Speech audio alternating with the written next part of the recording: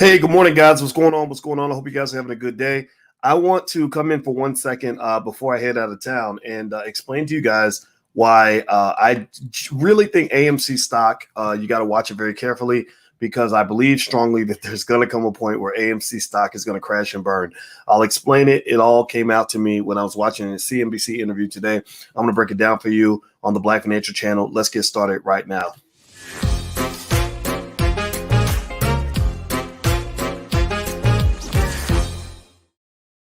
Hey, what's going on, guys? Welcome to the Black Financial Channel. That's theblackfinancialchannel.com. My name is Dr. Boyce Watkins. I'm your friendly neighborhood finance professor. On the Black Financial Channel, we talk about Black economics and Black wealth every single day, sometimes several times a day. And we do it under the condition that you understand that we are Black first. You don't have to be Black to be here. Everybody is welcome here. But we are serious about our scratch in terms of building our community and making our community better.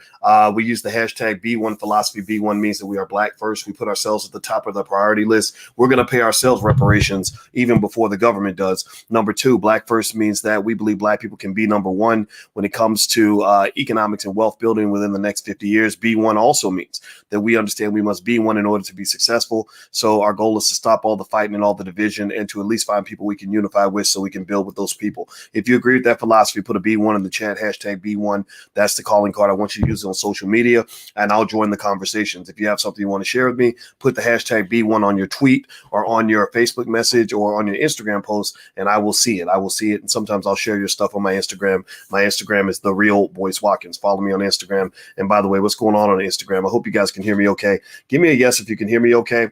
Give me a yes if I'm coming through all right and you can hear me and see me. All right. So here's the deal. I wanted to do this quick little video to talk about the things that were on my mind. I'm actually headed out the door right now. Alicia and I are about to get on an airplane. We're doing the first leg of our honeymoon. We're actually going to Vegas, and Vegas is fun. Vegas is a great place to go if you want to go burn through some money.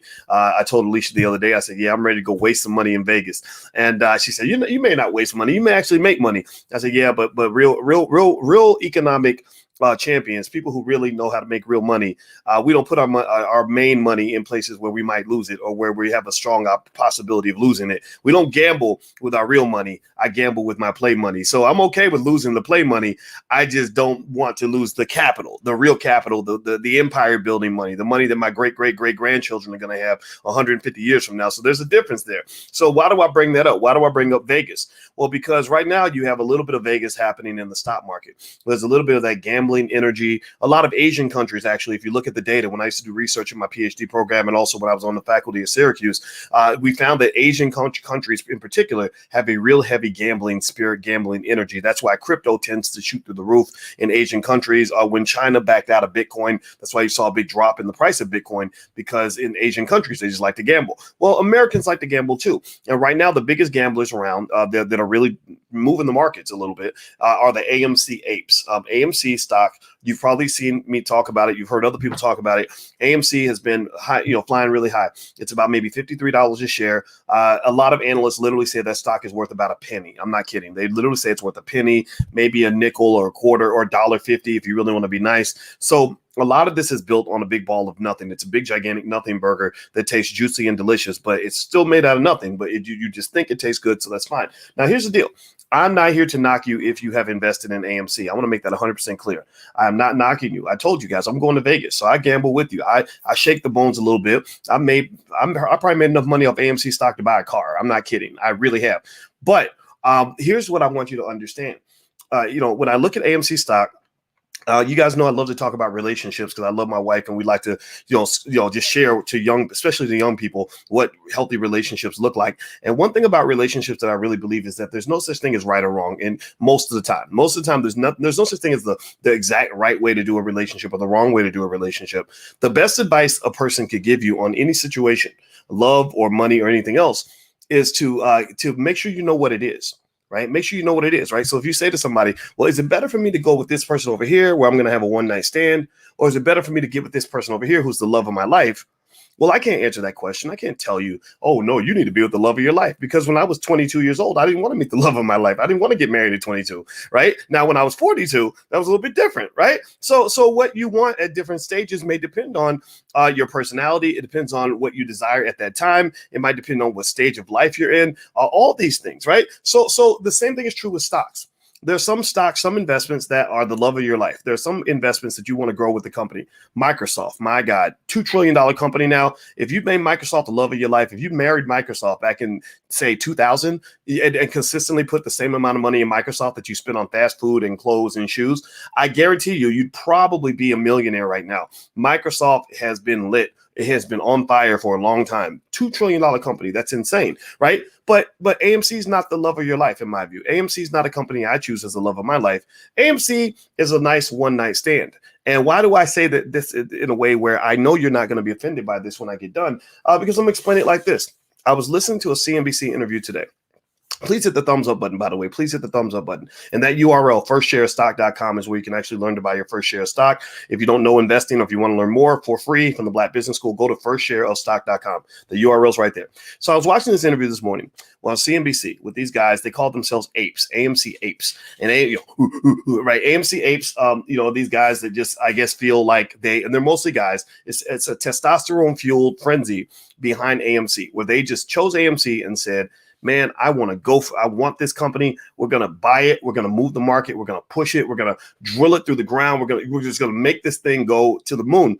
And they did it, right? The AMC Apes accomplished their goal. They got the price really high, and it's higher than it should be. So I've always been interested in the psychology behind the apes. Like, what's driving the apeology, right? What's making you ape for this stock? Because remember, there are thousands of companies they could have been ape shit over, right? But why this company, right? So I was listening to the interview, and this is important because my expertise, actually, you guys may not know this, but my doctoral dissertation was on investor psychology. When I finished at Ohio State, go Buckeyes, I'm Buckeye Nation, even though they ripped off the black athletes for so many years. It's kind of crazy what they did to those athletes. And I'm actually going to share a story about that from Jeff Lightsey Jr. on my Instagram, what they did to Chase Young. And I want you guys to take a look at that. So maybe I shouldn't be wearing a shirt, but I don't know. I cheer for Ohio State football, but it's mixed feelings there. But with that said, when I was working on my dissertation at Ohio State, my specialty was investor psychology. So I've always been intrigued with how money affects your mind and how your mind affects your money. That's why you hear me talk a lot about financial mindset. That's why you hear me talk about what money does to your brain. Money affects your brain like a drug, like cocaine or whatever, right? So literally when people get a frenzy, they get crazy, they become an ape, ape for a stock. It's because they're high. They're literally high. So imagine a bunch of crackheads, right? I've been watching Snowfall with my baby. That's a really good show, by the way. And Snowfall is all about the crack epidemic where the CIA was sprinkling crack in the black community like Snowfall. And basically, you see what crack did to a lot of our people, right? So crack gave you this high, right? But then the high ended, and then the whole community's torn apart, families break up, empires were destroyed, right? Trillions in what black wealth was lost because this drug, right, just kind of threw things off balance. Well, I look at this whole AMC frenzy like a little bit like a drug, like they're hitting the pipe, they're smoking it and they're telling you that it's great. They're like, "Argh!" Right? So they're the apes and they're just ape shit over this drug called AMC stock, and it's really, it's like Snowfall. It's making them feel really good. Well, I wanted to understand why, like exactly why. What is your thinking here? What are, I wanted to hear them answer the hard questions about AMC, not because I was judging them, but because I really wanted to understand what their thinking was, because understanding the key to their thinking is critical to understanding the direction of the stock. Do you understand what I'm saying? Do you hear what I'm saying? It's like if a man is dating your daughter, I got daughters, they're beautiful. Don't touch my daughters, I might have to hurt you, right? And if a guy is dating my daughter and he's ape shit over my daughters, which guys are going to be crazy over my girl. My girls are gorgeous. They're as pretty as their mama, right? I'm going to want to get into the head of that kid and say, what are your intentions? What's going on here? Why are you chasing? Why did you send her that gift? That's an expensive necklace. What made you send her that necklace? Right. And that's important because that tells you the direction of the relationship. That gives you the magical ability to predict the future. Do you follow what I'm saying? Some people don't get it. Some people think that I explain too much. That means that those are just stupid people. Just so you know, people that say, get to the point, I don't get it. Those are people that just probably shouldn't be on the platform. They think I'm arrogant when I say it. Well, fuck it, I'm arrogant. I believe in black excellence. I want you to be elite. I want you to be the best. I don't really want you to be mediocre, because mediocrity is how we got to where we are right now. I need you to be excellent right now. Okay. So here's what the deal is. So AMC, the apes told me a lot about, now I think these were special apes, because they were chosen to be on this CNBC interview. Here's what they said that really got my attention. When they asked the AMC Apes about the fundamentals, They said, what are your intentions with my daughter? What do you plan to do with this stock? What is this all about? They said the fundamentals do not matter. Pretty much. They pretty much said, bro, dude, like the fundamentals, yeah, they talk about the fundamentals, but there's nothing really fundamental about this trade. Yeah, bro, right? So that told me right there that they're not planning to marry my daughter. They're not planning to have children with so if you're like, well, what kind of father are you going to be to any children that come from this relationship? They don't have an answer for that, right? And that right there, ladies, just in case you're wondering, that's a clue to figure out what future this relationship is going to, look like, right? If a person doesn't talk about the future, then there probably isn't one, right? A man who talks to you about the future he's planning for you and shows you examples to show you he's invested in that, right, is a guy that you can know he's there for good, right? As opposed to a guy who's just there because he wants the goodies and he wants to run, right? Well, the same thing is true here. I'm convinced that the AMC Apes are not there for the fundamentals. They're not there because they love this company and they want to ride it out, till death do you part, richer for poor, sickness and health. They're there because, and they said it specifically, they said that these words, they said it's just a trade. They said it's just a swing trade. They said this is something that brings the day traders. That's what they specifically said. And I'm not mad at them for saying it. It's like, you ever hear people talk about relationships? They say, look, I'm not going to judge you based on what you want out of this. Just be honest, right? Don't say you're here to marry me if it's really a hit and quit it, because then I'm going to be mad at you, right? Because now we have what in economics we refer to that as misaligned expectations, right? You had me expecting this, but you gave me that.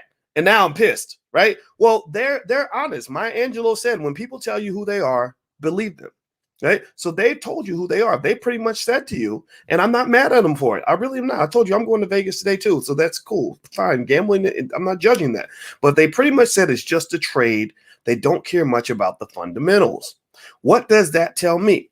Well, that tells me that that this stock eventually the party will be over. Eventually. It's like when I watch Snowfall. One thing you notice on Snowfall, anybody else watch Snowfall? And the part where somebody tries the crack, and they're like, "Oh, let me try this new drug called crack," because it takes place in the 80s, right? When nobody knew what crack was, and they're about to try it, and you're like, "No, don't smoke it, don't hit the pipe," and then they just take one, and they're like, "Oh," right? And you're like, "Oh my God, their life is ruined," right? And that's how. Because why do you know that? You know that because you know that I've never tried crack. I don't need to try it. Like Whitney Houston said, crack is whack. But one thing you know about a drug like crack is that the high is very intense, but the high is going to come to an end, right? And then you're going to go and maybe get some more, and you're going to do something else, right? So with AMC, this is an intense high. They are chasing a swing trade. They use the terms momentum trade, swing trade. That means momentum trade means that when it's moving up, they're going to be moving up with it. When it's moving down, they're going to get out of town, right? So that makes me speculate, it makes me wonder if AMC moves down or up about 10 or 15%. I'm going to go ahead and move with what I think the crowd is going to do. So if AMC drops, it's at 53. If it drops to say 45, I might start moving out of town. I've owned AMC stock for several weeks. Again, just to let you know, I'm not judging these people. I'm actually in the game too. I'm not an ape because one thing you don't do is like Ice Cube told you in The Dope Man. He said, you don't get high on your own supply. So I will sell the call options. I sell covered call options to the apes. The apes want to get high. I'm like, what you need, shawty, what you need. I got you. Boyce got you, right? I sell the call options to the apes. And I'm not, it's not unethical. They want to buy the call options. I sell them, but I don't get high on my own supply. I will sell the call options to the apes, but I do not want to become an ape because I know that one thing you do not do is you do not fall in love with the dope man. You do not fall in love with something that can't love you back. So I'm not falling in love with AMC. I'm not falling in love with this stock. I'm not falling in love with anything about what's happening right now. I'm just observing what is going on and participating in a way that will lead to hopefully some sort of structured scenario where I can make my money and be out of town when the building burns down. Because I firmly believe that AMC stock is going to crash at some point in the near future, because the crackhead apes that love AMC stock will eventually get bored. The stock hasn't been moving the way they want. They buy these call options. They're expecting the stock to go to 60, 70, 80. They're thinking they can push it to the moon. It hasn't been doing that. If you watch AMC stock, it's been very steady. Just like I'm like, yeah, yeah, baby, we made some more money because they thought the stock was going to go up and they bought the call options, but the stock has been pretty stable. So we win. We won the trade, right? Because when they buy the call options from us, we don't have to get the money back, right? So effectively, I think they're going to get bored. And I think that eventually when they get bored, they're going to move to another stock.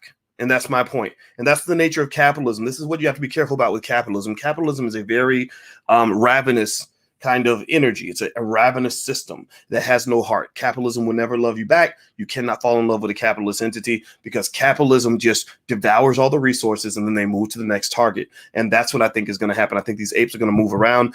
There are analytics now that watch what the apes are doing, what they're talking about, what's happening on these Wall Street bets forums. And also they've told you, and I agree with them. That was what I speculated in the first place, that it is a momentum trade. Okay. So just be really careful with AMC stock, not telling you to buy it or not to buy it. This is no disrespect to the apes. Keep aping, have fun. At some point, you're going to stop being emotional about your money and start actually being logical about your money. But maybe that's going to happen when you're 35 or 40. I don't know. If you're 22, maybe I would have done the same thing at 22, but I ain't doing that now because I'm a grown ass man. I'm trying to build wealth for my family. That's just what it is. All right, guys.